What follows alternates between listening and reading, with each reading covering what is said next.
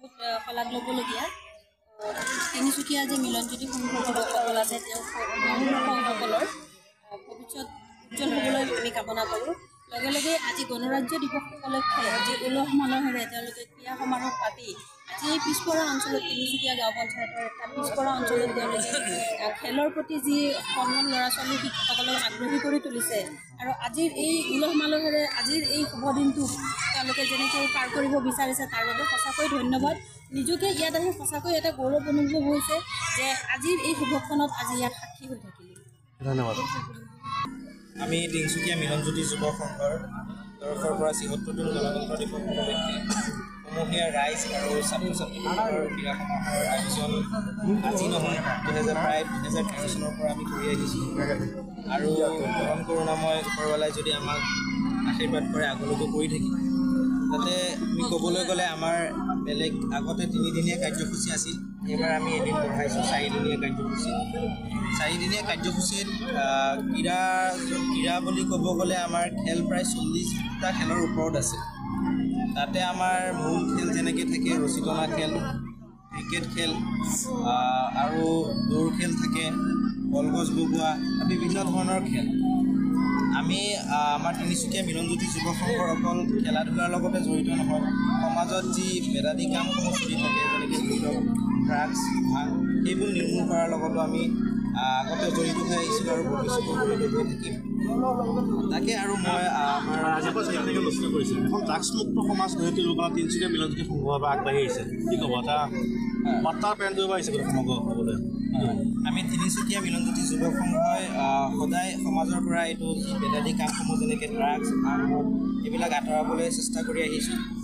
উদাহৰণস্বৰূপে কেইদিনমান আগতো প্ৰায় ৩-৪ দিনমান আগতো আমি আমাৰ অঞ্চলতে বেলেগৰ ল'ৰা এটাক ধৰিছোঁ, আমি ভাঙাহুতি ধৰি আমি পুখুৰী থানাত বচাই দিছোঁ তেওঁলোকৰ হাতত। তেনেকৈ আমি সমাজত এইবিলাক কাম কৰি গৈ আছোঁ আৰু ভৱিষ্যতে যদি আৰু আমি অলপ ৰাইজৰ সঁহাৰি পাওঁ। এতিয়ালৈকে ক'বলৈ গ'লে আমি আমাৰ ক্লাবটো ৰেজিষ্ট্ৰেশ্যন কৰিব পৰা নাই, যিহেতু আমাৰ বহুত ধনৰ অভাৱ, আমি ইমান এটা মানুহৰ পৰা সঁহাৰি পোৱা নাছিলোঁ। গতিকে আমি আমাৰ ক্লাবৰ ৰেজিষ্ট্ৰেশ্যন কৰাৰ আমি চেষ্টা কৰি আছোঁ। তাৰপিছতো আমি তাৰপিছতো আমি ইয়াৰ চেষ্টা চলাই যাম। ধন্যবাদ। সাংবাদিক বন্ধুসকললৈ আমাৰ ধন্যবাদ তেখেতলৈ আগবাঢ়ি অহাৰ কাৰণে। আমাৰ মিলনজ্যোতি সংঘ এই সংঘই আজি কেইবা বছৰ ধৰি ইয়াতে ছাত্ৰ ছাত্ৰী বা গাঁৱৰ যুৱক যুৱতীসকলক লৈ খেলা ধূলা কৰে। খেলা ধূলা হ'ল শিক্ষাৰ এটা মাধ্যম, সেই বস্তুটো উত্তৰণ ঘটায়। এনে মানে আমোদ প্ৰমোদৰ জৰিয়তে শিক্ষা কাৰ্যটো চলে। এনে মাতিলে ল'ৰা ছোৱালী নাহে, এই খেলা ধূলা দিলে ইমানখিনি মানুহ যে গোট খায় এনেকুৱা হেৰি নহয়, কিন্তু খেলা ধূলা দিলে আহে আৰু ইয়াৰ পৰা বিভিন্ন ধৰণৰ খেলা ধূলা অনুষ্ঠিত হয়। খেলাৰ শেষত সিহঁতে এনেকৈ বঁটা বিতৰণী অনুষ্ঠান পাতে, সেই তাতো কুইজ নানান ধৰণৰ খেল ধেমালি পাতি সকলোকে আলোচিত কৰে। আমি এই সংঘৰ উত্তৰণ কামনা কৰিছোঁ। লগতে আমাৰ ৰাইজ, আমাৰ অসমৰ সকলোকে আজিৰ গণতন্ত্ৰ দিৱসৰ শুভেচ্ছা জ্ঞাপন কৰিলোঁ। ধন্যবাদ।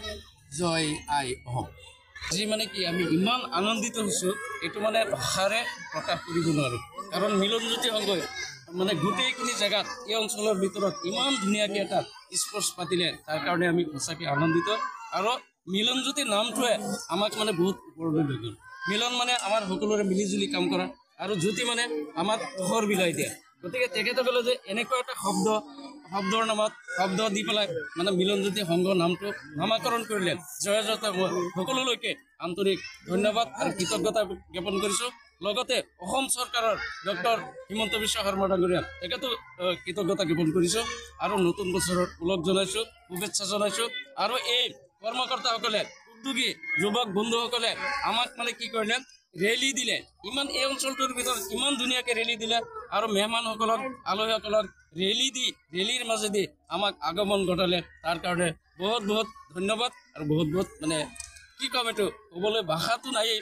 গতিকে তেখেতসকলৰ আন্তৰিক শুভেচ্ছা জ্ঞাপন কৰিছোঁ আগলৈ যাতে আৰু ধুনীয়াকৈ খেলা ধূলা কৰিব পাৰে সৰু সৰু ল'ৰা ছোৱালীক যাতে আগবঢ়াই লৈ যাব পাৰে তাৰ কাৰণে মোৰ তৰফৰ পৰা আন্তৰিক সকলোলৈকে মই শুভেচ্ছা জনাই মই আশীৰ্বাদ দিছোঁ Youth Club Zindabad! Zindabad! Zindabad! Youth Club Zindabad! Zindabad! Zindabad! Youth Club long live! Long live! Long live! Youth Club long live! Long live! Long live!